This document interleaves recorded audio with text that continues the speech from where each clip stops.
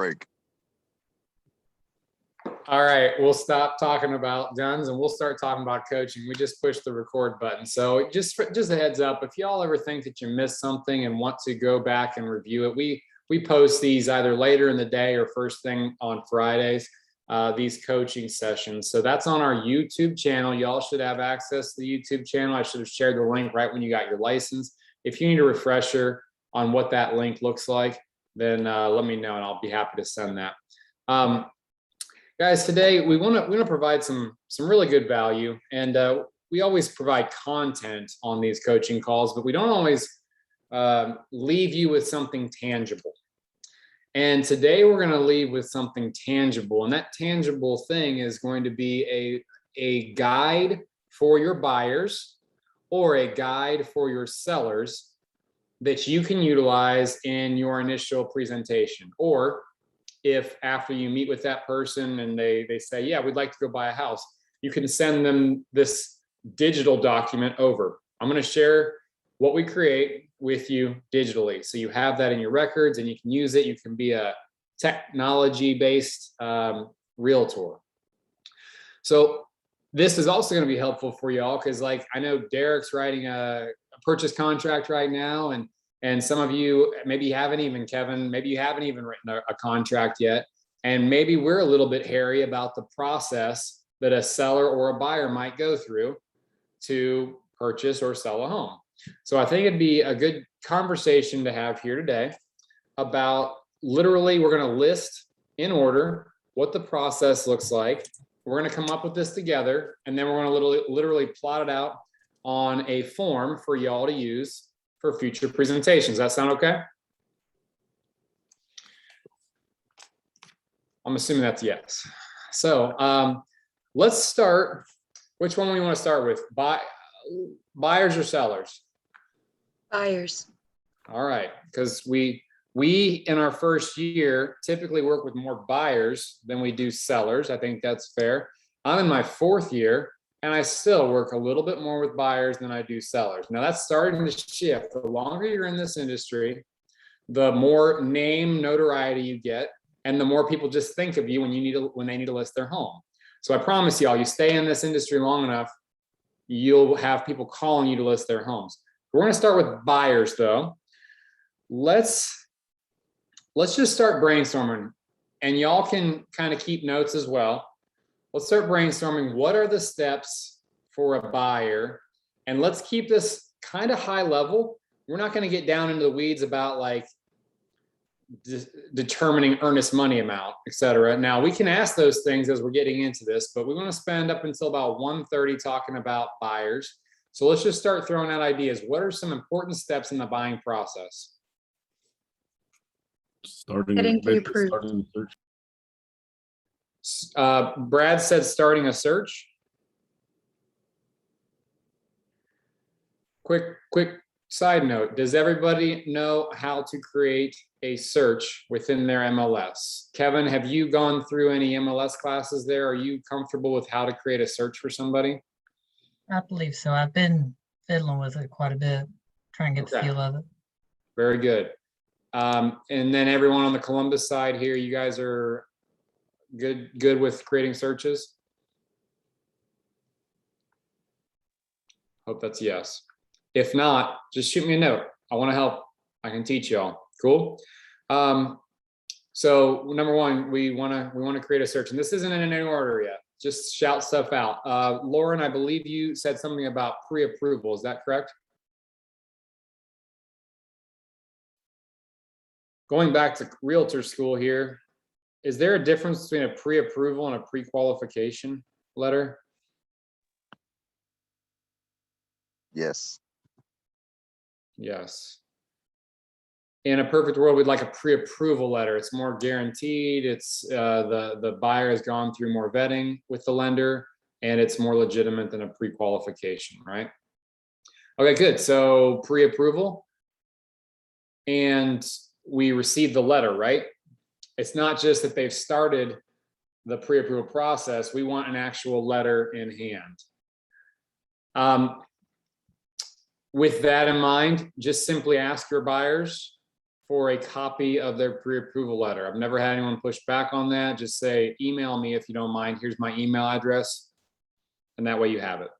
What other steps are important when purchasing a home? Showing homes, tour homes.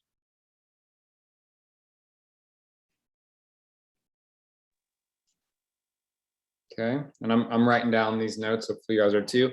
And let me back up for 1 second. The reason we're doing this is because when you initially meet with somebody who's buying a home, do you think they know what the process looks like? Probably not. It could have been a long time since they purchased a home. They could have never purchased a home, or they could have previously had a terrible experience with purchasing a home and had a bad agent and didn't explain to them the appropriate process. So we are being educators, which is one of the most important pieces of our job. We can't educate unless we also know. So we're saying, we've said so far, start a search, get a pre-approval letter, start seeing homes. Okay, what else? Writing an offer.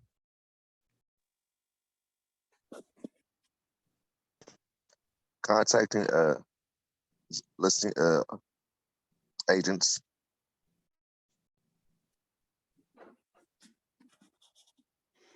Good. Understanding your client's criteria.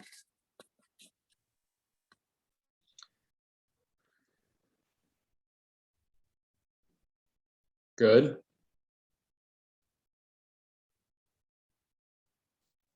Home And inspection. there's some of these things that we may be able to lump in together with each other, but keep going. Brad, what were you saying? Home inspections.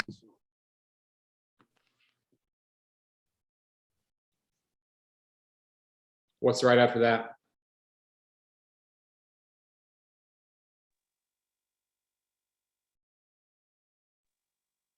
Appraisal. Now, inspection, what I was getting at is with the inspection, in a perfect world, you'll also get a remedy request period. Derek, did the sellers ever respond to your counter? We're gonna find out. We sent the counter just within the last hour. We removed the contingency on selling our home because we're able to work with the lender to bridge that and carry both of kind of worst case scenarios. And so we asked for that remedy back. So we'll see. Oh, that's great. So Derek's offer on a place that's been on the market for 2 months, and they're acting like it's spring market and they just listed. So he offered. They countered back that they don't want the buyers to ask for anything to be fixed. And that's not how this works. If you've been on the market 2 months, something ain't right. It's either marketing or something on the inside of the house. So Derek wants that protection for his clients. So hopefully, good luck, man. So inspection and remedy in a perfect world. Appraisal. What other big steps are we thinking are important?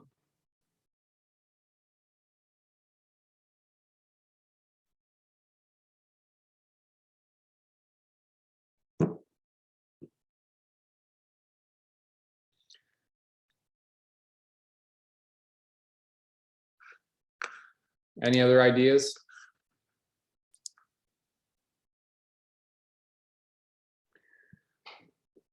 Most contracts these days do imply earnest money. So what does that mean? As a step in the process, we should probably collect that earnest money from the client and submit it, right? Correct.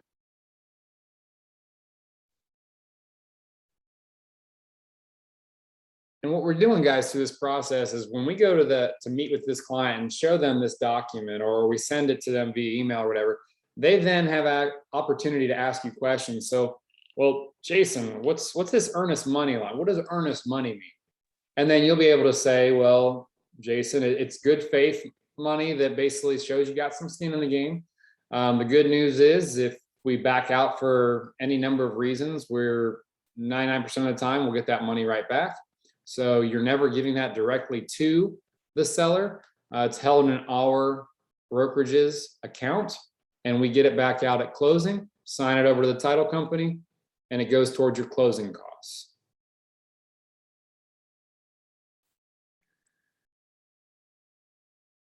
What else? What am I missing?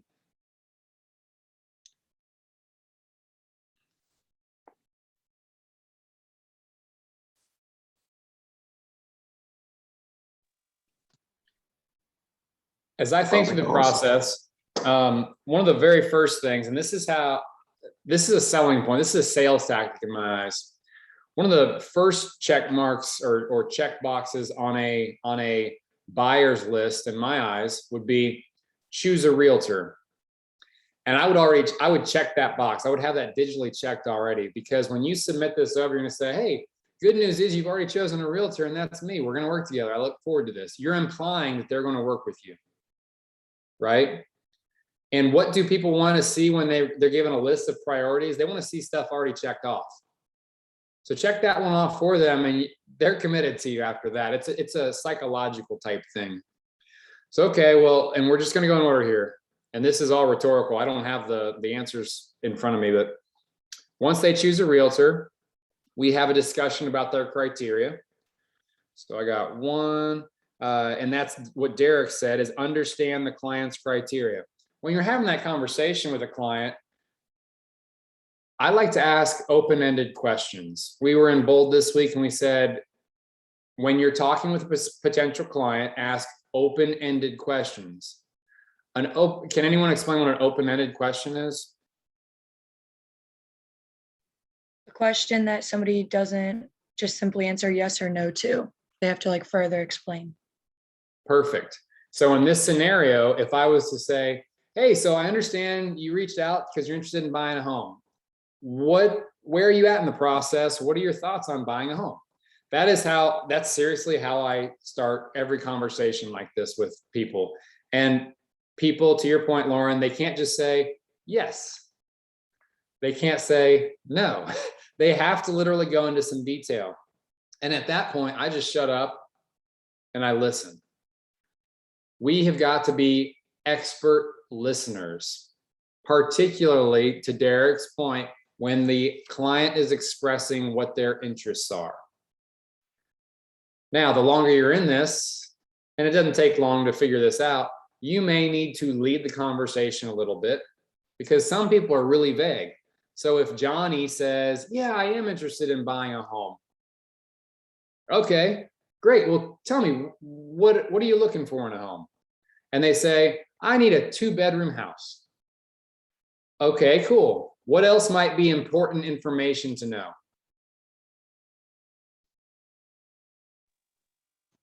Their must-haves.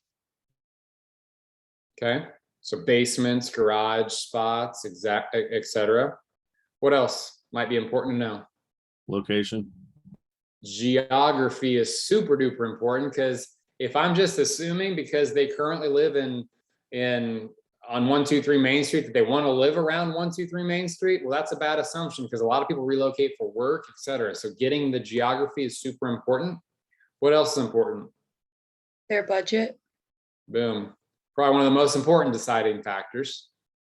We would hate to send them $1 million listings and them only be eligible for a $100,000 house, and that happens a lot. Good. I think you guys have nailed it. So first step, choose a realtor. Hey, I'm here for you. Next step, let's have a discussion. Let's talk about what it is you're looking for. Once I have that criteria, then we set up a search for that person. Now, when I'm on this initial conversation with this person, and I keep saying call, because the past 2 years has been nothing but calls and Zooms. Why? Because of COVID, right? People are starting to open their doors back up to meeting in person. I would always encourage you to go meet them wherever is convenient for them. So meet them at their house currently, especially if they need to sell a house, because if they need to sell a house, you need to walk through the house anyways. When you come to them, you're already implying that you're going to work hard for them. You're not making them come and work to come to you. That seems counterintuitive. Now, some people are office people and they want to meet at offices. Don't care where you meet at the end of the day. Just meet them somewhere. I like to explain the search setup process. So, hey, Johnny, I appreciate you just shared all those wishes with me. Here's what I'm going to do next. Again, this is educating them on why there's a benefit to using a realtor. Here's why I recommend using a realtor and why I'm a great fit for you.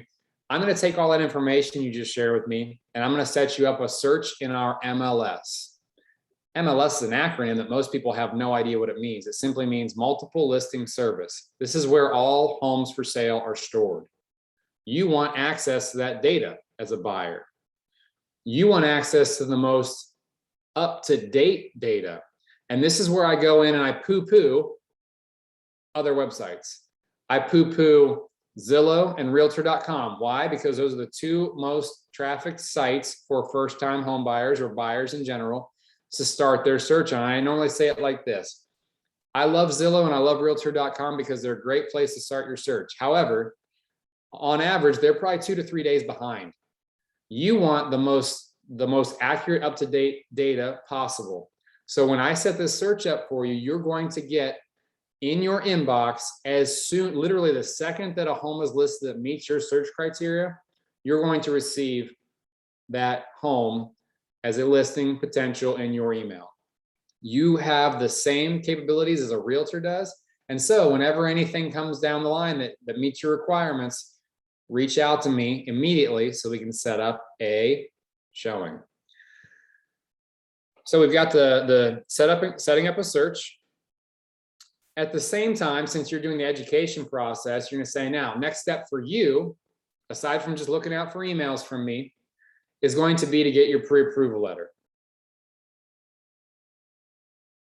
What am I, as a great provider of value, going to send any potential buyer that might be helpful for them in finding a lender?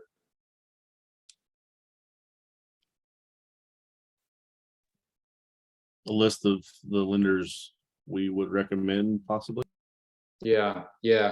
We trust certain lenders, we don't trust others, and we want to have a great experience for our buyers.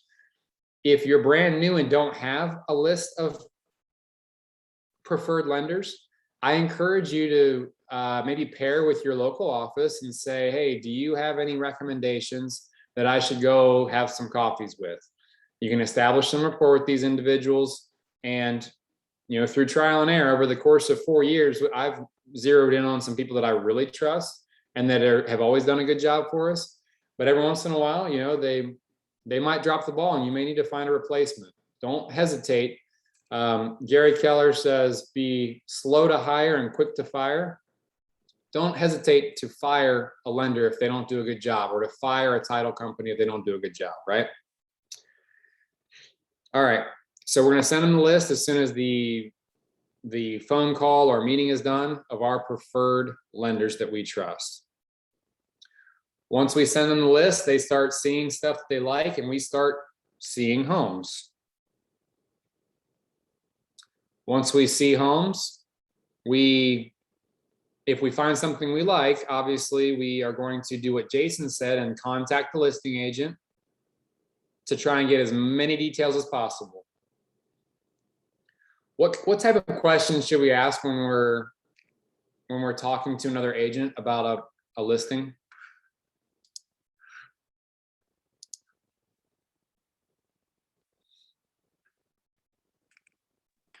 Ask like what's most important to their sellers, like if like possession is important, appraisal gap, things like that. I like to ask open-ended questions to other agents too, right? Because when you ask open-ended questions, our hope is that they word vomit everything that we could ever want to know. So before Derek writes the offer for his couple initially, he calls the other agent and says, hey, what should I know about writing offers for this house? And then Derek just stops talking because he wants that awkward silence to be filled with words from the other side, showing more and more and more of their cards so that we have all the cards on the table and we can make the most informed decision possible. What you also want to listen for, and I don't think most agents do this, is the way the other agent responds. So tonality, like if they sound super chipper, like, oh yeah, like then they might, number one, be good to work with if they're high energy, but you may also get a sense like from what they're saying and how they're saying it, that maybe they already have some other offers that they're really comfortable with, or maybe through their tonality, you can tell like they're really desperate for an offer. And then you get the upper hand, right? Because you can read their body language through the phone or whatever. You will have the upper hand. This is all psychology, guys. I hate to say this, but being a great realtor is a lot of psychology. So if you're not listening for that tonality when you're calling other agents, do so, please. Get the upper hand. So we call the other agent, then we write offers. Again, this is all conversation during this initial meeting, but when I talk to a buyer, I say, hey, the good news is when we write offers, I don't need to come to you. We can do it all digitally. That's one question that a lot of buyers have because they've never done this before. All you need to do, buyer, is review these things. And if you have any questions, holler at me. Otherwise, we'll have a phone call after I submit the offer over to you so that I can walk you through the offer and what it all means, because it can be confusing. And I want to shed some light on what it is you're signing so I can give you peace of mind. That's being a great communicator. That's being a great fiduciary for your clients because they now know what they're signing. After we negotiate the contract, we get them into contract, then we've already said this, inspection happens next. We want to send out a timeline as well. And I think that needs to be added to this. Send timeline. What do I mean when I say send a timeline after we get a contract accepted?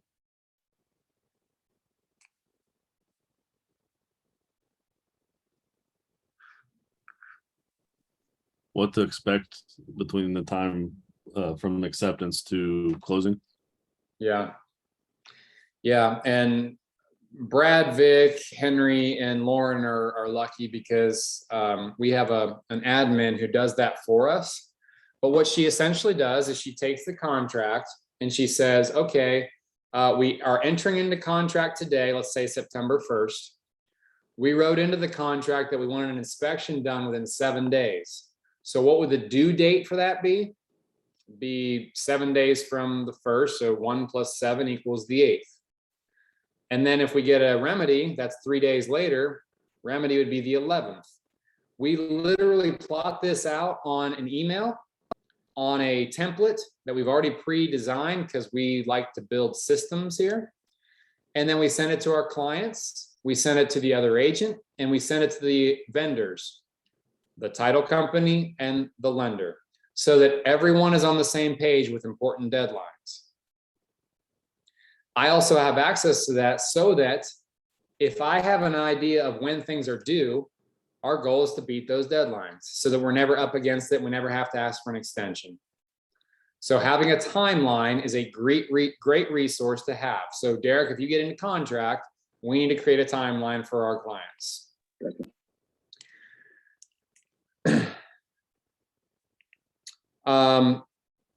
Next thing, we get the inspection done. Just for your guys' knowledge, the inspection typically happens at some point during the day, and either the next day or that night, the night of, you will receive an inspection report. The inspection report consists of, I mean, sometimes over 100 different things that need to be addressed with the home. And then from there, you're going to schedule a call with your clients to go over the inspection report. Trust me, your clients need you to guide them through what's important and what's not on an inspection report. We could have a whole call on inspections, and we probably should. Again, we've done this in the past. It's good information for y'all to literally hear from an inspector. And it's really good for you to hear the way that some other agents approach that conversation. Like, hey, here's what's important, here's what's not.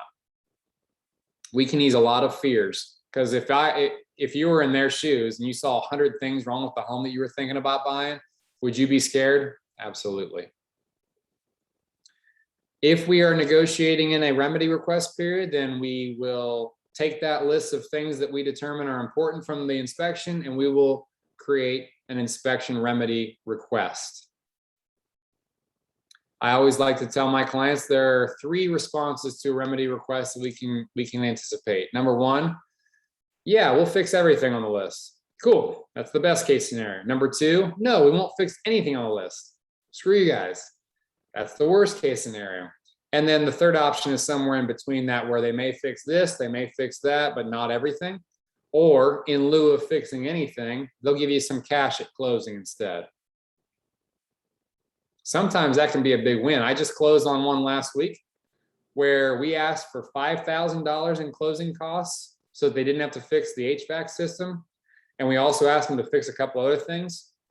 And they said, let's just be done with this. How's $10,000 towards closing sound? We're like, yes, please. Where do I sign? Again, as your coach, if you guys have questions about how to approach those type conversations, just ask me. I love talking about those things. Once that inspection remedy request period is done and you've agreed to terms, you're past that, your lender, typically the next step is the lender will get an appraisal done. If a client was to say, hey, what's this appraisal? What's that mean? Can somebody explain what an appraisal is?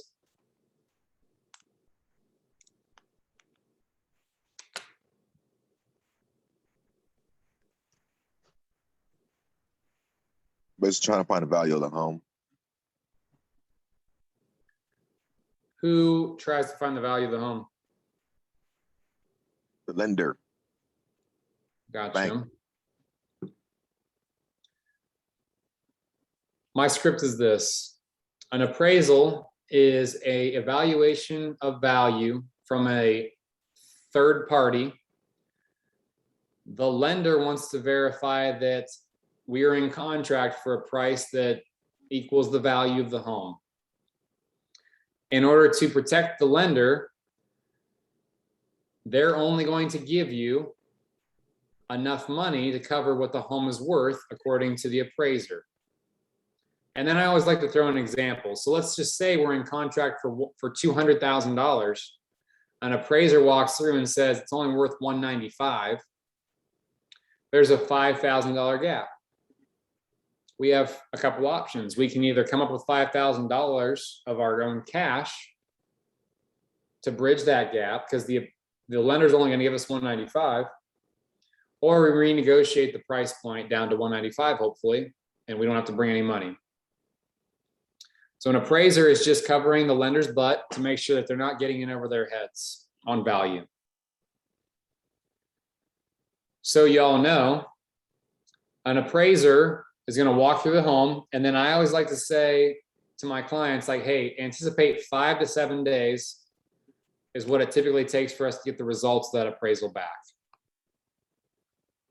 Our hope is that no news is good news. All right, appraisal happens and we're good. What next?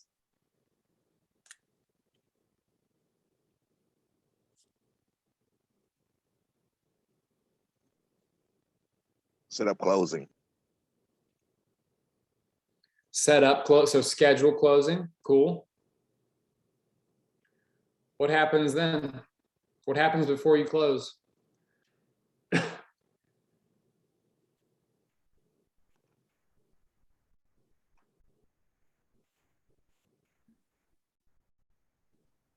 Earnest money.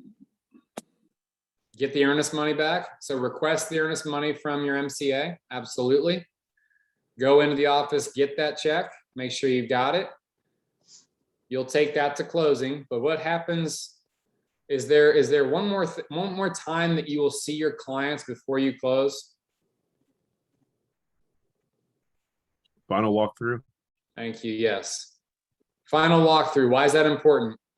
Has anyone had any issues with a final walkthrough where you go through and verify that the sellers are about on their way out?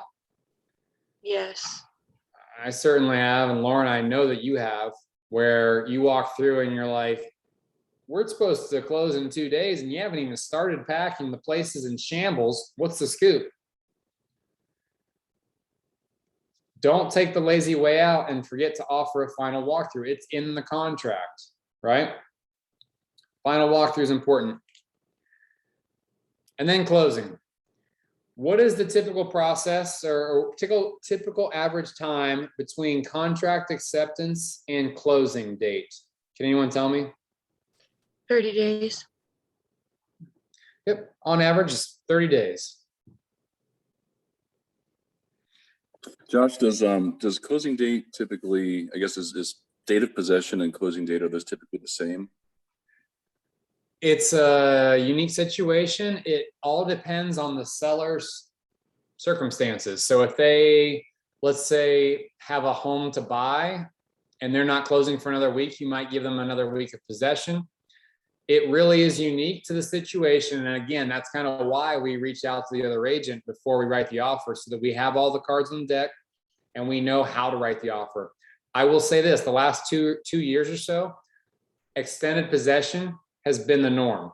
So we close, let's say we close today, but we're not going to get the keys for another week or two because the seller has asked for that to be negotiated in. So essentially the home is mine now, but I'm not living in it and can't even move in for another 2 weeks. That's the leverage that sellers have had lately. Who knows if that'll shift or not, but if you want the home bad enough, you're more than happy to give them a week or two of possession afterwards, as long as you trust them to take care of the house. If the house is vacant, then yes, you get the keys typically on closing day and possession same day. All right. The last step on the checklist would be move in, celebrate, yay, right? All right, let's quickly run through seller. We're gonna flip this over. Let's talk about seller checklist. Hey Josh, real quick on the buyer side, in the beginning, should we talk about commission and how that's paid? That's a great call out. Yeah, I would. So maybe we add like during our initial conversation, talk about commissions. I think that's fair. I got my brother-in-law on contract with a house, and we were in contract celebrating. It was not a cheap house, and he's like, "So at what point do I pay you?" I'm like, "What are you talking about? I thought you just knew you don't pay my commission. The seller does." He said, "Oh my gosh, well, that's a huge relief." I said, "Yeah, it should be."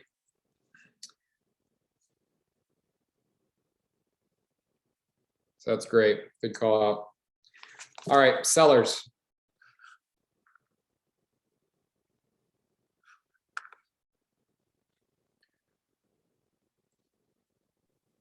Same conversation. We're going in for a listing appointment. Maybe you know the people, maybe you don't know them from Adam. Maybe you're competing. If you're competing for a listing, would it be advantageous to go in with your guns blazing with some really good like checklists of, hey, here's what you can expect of this process. I'm going to educate you. I'm going to be your guy or your girl. It'd be good that way, right?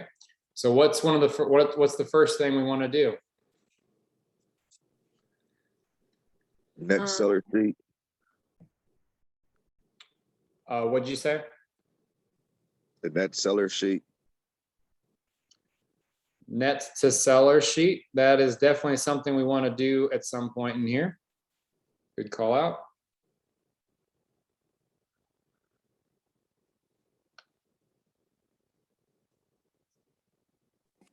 Build a rapport with the potential client and just get to know them and what's motivating them to move.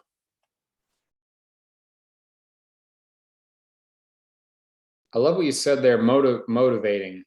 If you know a person's motivation, you can keep referring to that, especially through the listing presentation. If they start to waffle on listing or listing with you, you can go back to their motivation and say, hey, I thought you wanted to get Jimmy into that other school district before school started. Or I know you need to be in Phoenix by this date to start your new job. Here's what we need to get your house sold. But yeah, get to know them, because real estate is a relationship. It's not a sales job, right? Get to know their motivation. Cool. What else?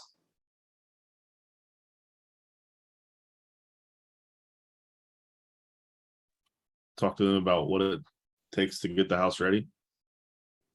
Educate them about the process.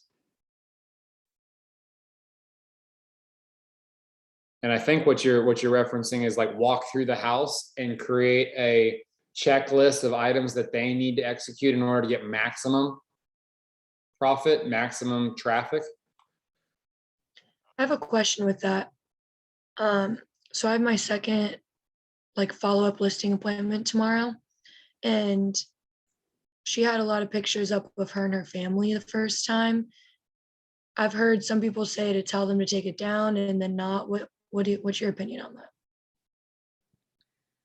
It really depends on how the house looks with it all. If it's over the top, pictures all over the place, then yeah, you got to thin that out. If it's one or two, no big deal.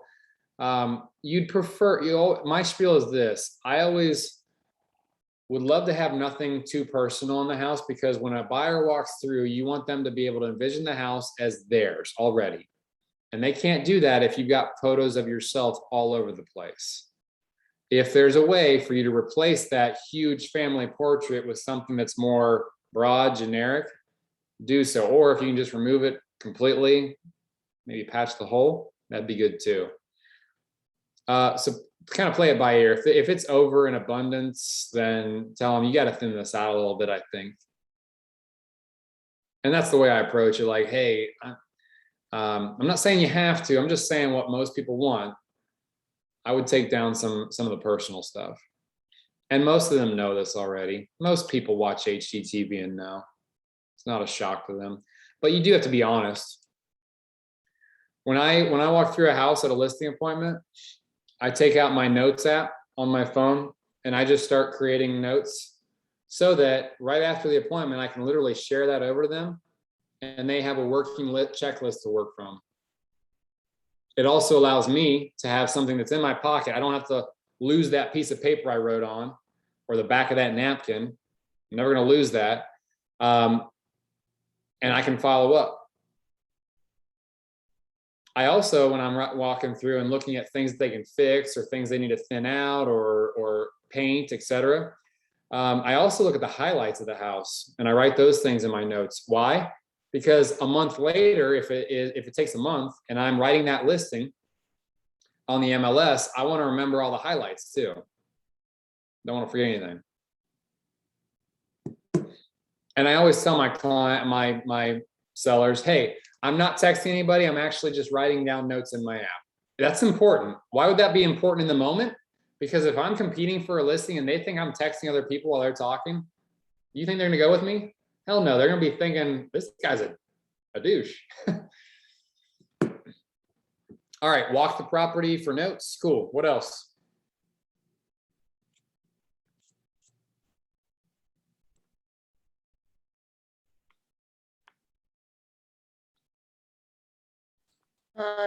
Maybe explain to them like how showings and stuff work and how, because I remember with this particular woman, she was nervous about having people in her home.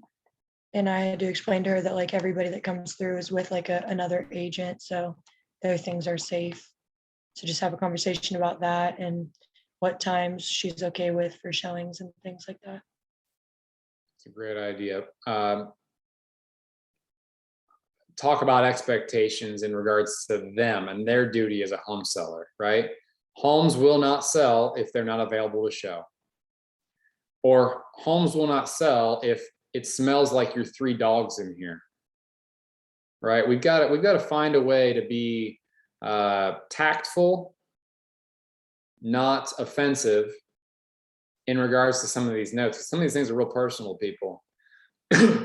If I walk into a house and it smells like cat pee and stuff, I say, hey, I don't say, hey, this place smells like cat piss, right? I say, there is a pet odor in here and you guys may not even smell it anymore because maybe you're used to it, but as an outsider walking in, I'm walking in as a buyer. the first thing that hits me is that pet odor. We need to do some things to fix that. Here's some ideas of how you go about that. I never offer a critique without also offering a solution. And that's where we're providing value, right? What's up, Bryson?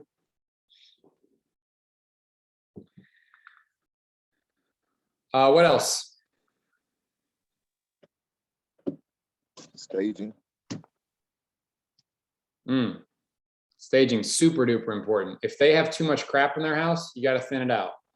If they have nothing in their house, there are certain situations where you're going to want to hire a stager. Absolutely. else? Discuss photos and set up a time for that. Perfect. Yep. Figuring out the listing price, running comparables, then talking with them about it. Run comps. Okay. Whenever you hear the term comps, that just means comparables. Run comps, get price. And you're going to also pair that with what Jason said earlier, and that's get a net to seller started. I think we covered that last week, net to seller. If you need a refresh on what a net to seller is, it's simply a bottom line number of what the seller can expect to net after paying commissions, fees, taxes, etc. And I always do it with 3 different price points, trying to get them to dream real big.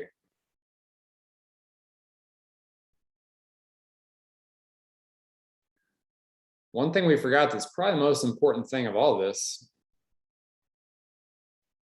get an exclusive right to sell listing contract in place. You want assurance that you're not wasting your time doing all this stuff, paying for photos, paying for staging, and they're not going to use you.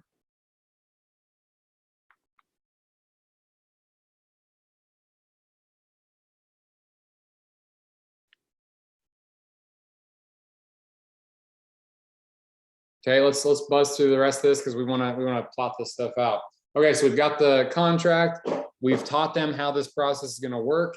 Now at a high level, then what happens? Start showing the home. Sign in the yard.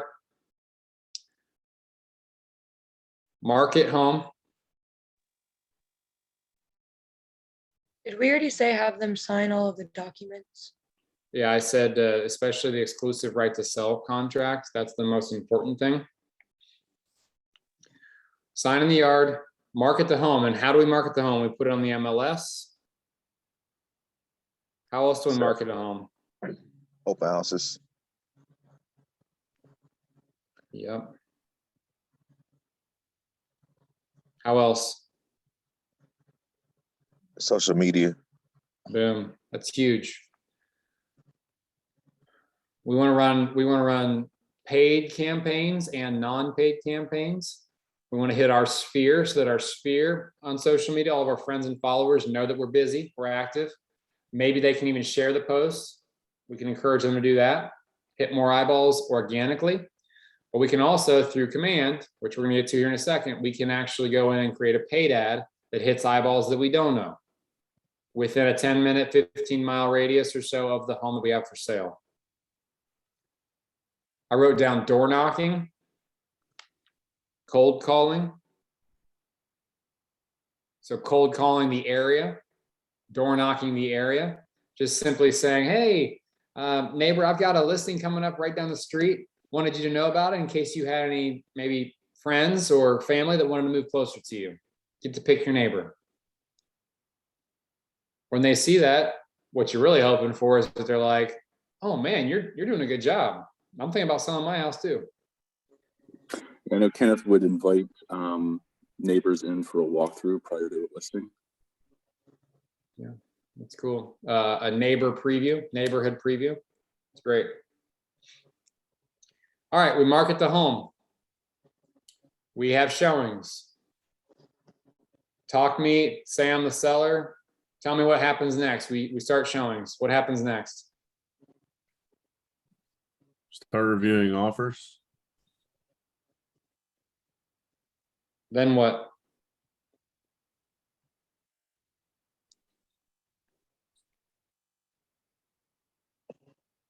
Negotiating the offers or accepting the offers Okay, or rejecting the offers. okay. We'll just say negotiate contract, agree to terms, whatever. And then we plant the seed for what they should expect next, right?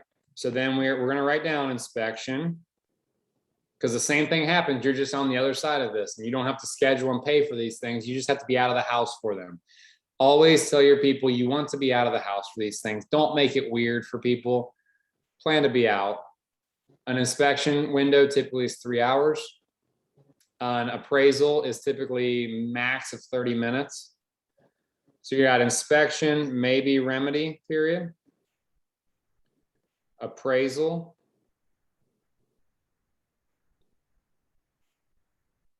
Two-day walkthrough. And I say 2 days, but it's just final walkthrough, whenever you can coordinate it. Sometimes I've closed on something at 10 o'clock in the morning and I did my final walkthrough at 8 a.m. You'd prefer to be 2 days out to give them time if they need it to address anything, but definitely final walkthrough is a must. And then closing. I always like to plant a pretty picture of closing, like, hey, seller, the good news is for closing for you, it's only going to take you like 10 minutes to sign all your stuff. It's going to be super simple. Here's what you'll need. You'll need your ID, bank account information in case you want your information or your money wired to you. And then just be prepared to sign, probably 10 to 20 times. It'll take a really brief amount of time. And then after closing, we coordinate possession.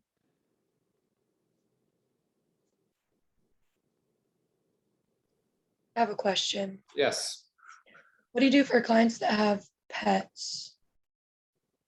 Like for showings? Here's my spiel.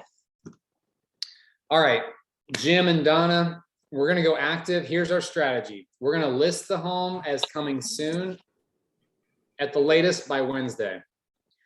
We're not gonna allow showings until Friday. The reason being, we want a couple days to drum up some interest and try to generate a bunch of showing requests. When those showings start on Friday, we're gonna price this accordingly so that hopefully it'll be in contract by Sunday at the latest. If possible, at the very least, can you have your dogs or cats go to a neighbor's house, a family member's house for this weekend so that you're not having to worry about cleaning up messes? You're not having that stress. You're lining this up ahead of time. Or even better, take a little weekend trip, get away for a little bit.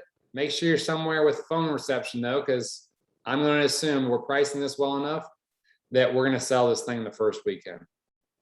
If it goes past the first weekend, then it's just like, hey, if it's a cat, just try and lock them in the basement or something. If it's a dog and you can't remove them for some reason, then lock them in a small room. Do what you can to create accessibility for the home. Because if you don't, it's not going to sell. And you can't blame me for accessibility. I've given you the roadmap to that success. All right. So we've got a rough outline here of what we're thinking. I'm going to tell you a true story. So I like to create stuff. I'm really I'm artsy at times, and I like to create my own stuff. Okay. That being said, I opened up Photoshop. I imported our logo. I started playing around with this. I was like, I'm just going to create our own template here, something that we could share. Then I started thinking, this is going to take a while. And then I was like, I'm pretty sure something like this already exists. And so I went to command. I'm just going to lead you all through this. Can you all see my screen? Yes. Yes. I went to command and I was like, don't be stupid, Josh. Just use what's already available. Go to designs.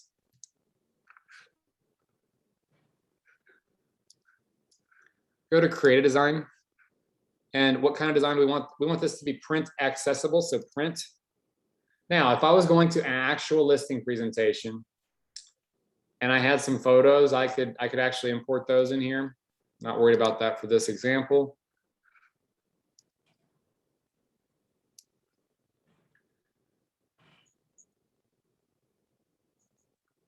You all have access to this as Keller Williams agents. I encourage you to jump in and play. These are all the different categories in which there are already print designs already made. I want to go to listings, listing presentation. I think this one matches my style the most, so I'm going to go use. I've got a whole listing presentation right here. I don't need to use every single page. I could print this whole thing out and throw away half of it. I think less is more when you're going into a listing presentation. But let me just show you what's available here. I can customize this. I can throw photos in here of myself or our logo, my team logo, Keller Williams logo, etc. Sally, come here. I'm trying to go forward here on the page. Let's see, it's going a little slow.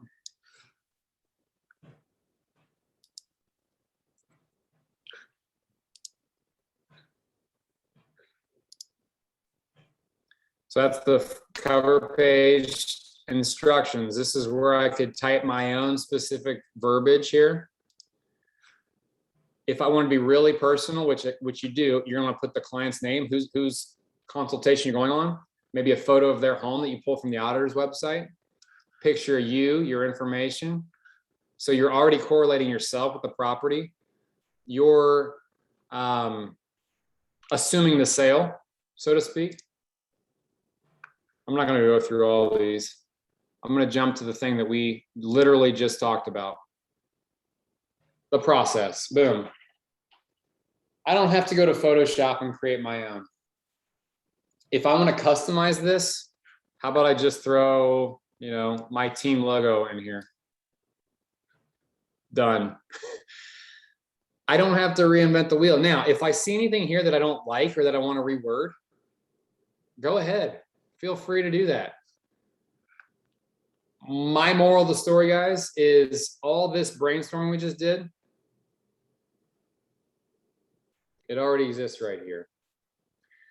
I want to do this practice because I wanted you to be able to speak to what the process is and not just read off the screen. Because if we're reading off the screen, we're really not becoming the pros that we need to be.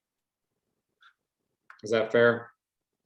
So you guys are all a lot more well-versed now in the process because we just talked about the whole process on both sides, buyers and sellers.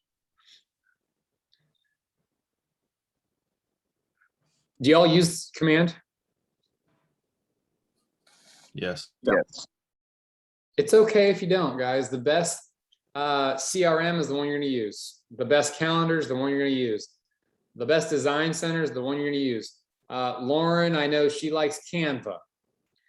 I would assume that somewhere in Canva there may already be a listing presentation you could steal from that maybe is a different design. Cool, use it. I don't care, but don't spend a million hours trying to create the perfect timeline or the perfect buyer process, the perfect seller process when it already exists. Go with what's available to y'all. You're going to stand out. Nobody else is going to come with this if you're competing for the listing, right? And this is completely editable. I can change the wording here if I want to. Negotiate, contract. I can type in whatever I want here.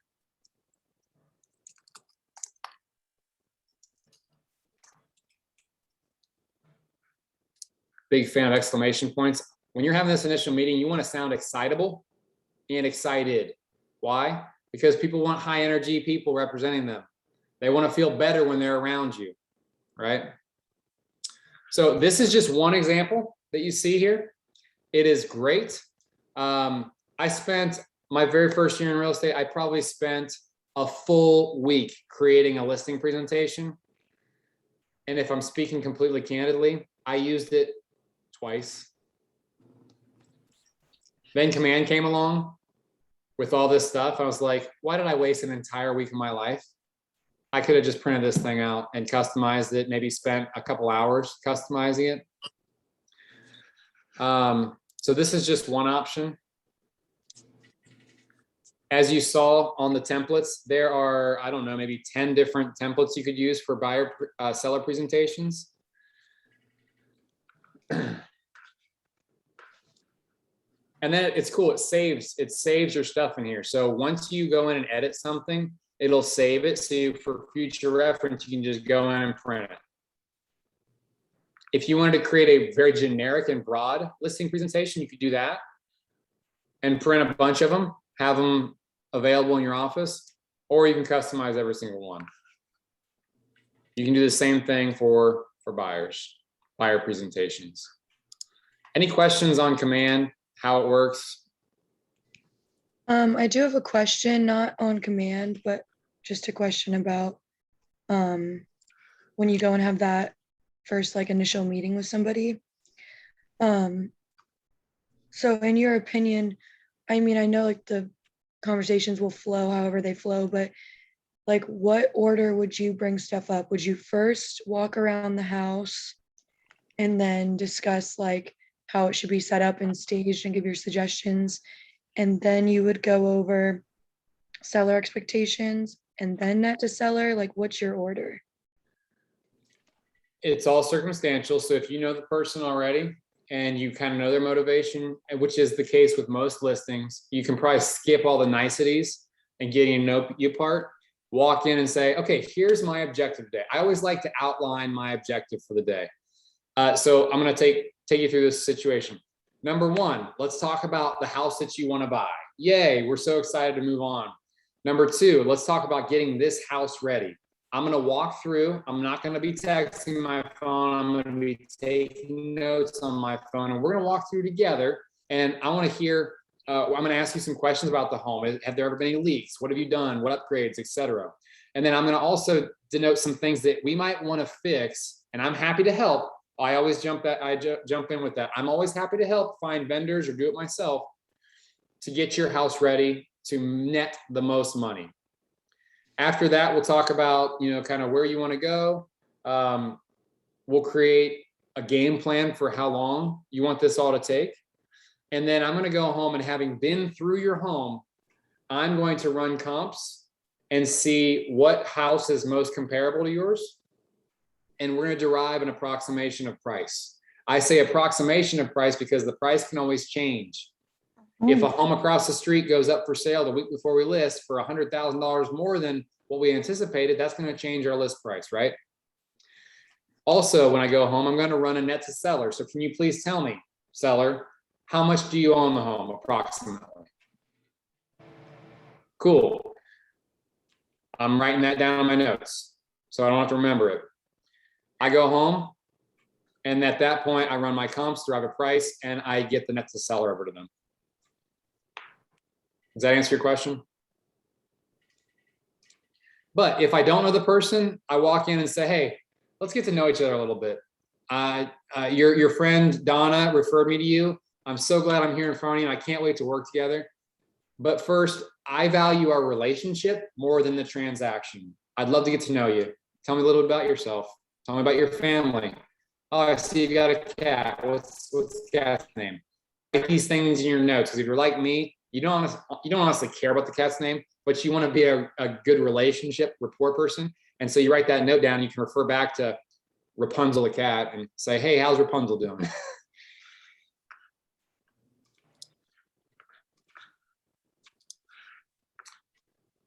Hopefully this was helpful to you all, guys. You should now be more well-versed at the process of buying, the process of selling, where to go to get these tools that you can utilize to look like a pro. End of the day, I'm going to tell you this, don't overthink it. Less is more. But a lot of times people are hairy with the process. You could print off, you could print that flyer off the process and send it to people that have considered buying. You could put a social media post out there to make yourself look more well-versed in the process, or you can just literally give it to them at your listing presentation. There's so many different things you can use this for. Hopefully this was useful for you.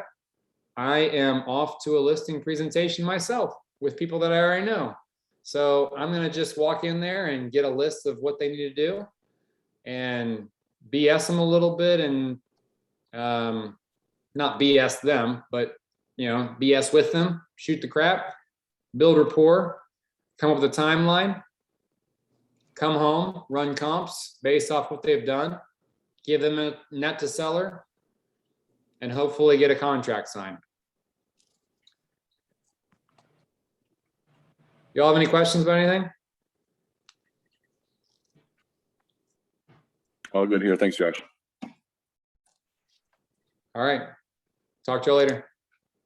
Thanks, guys.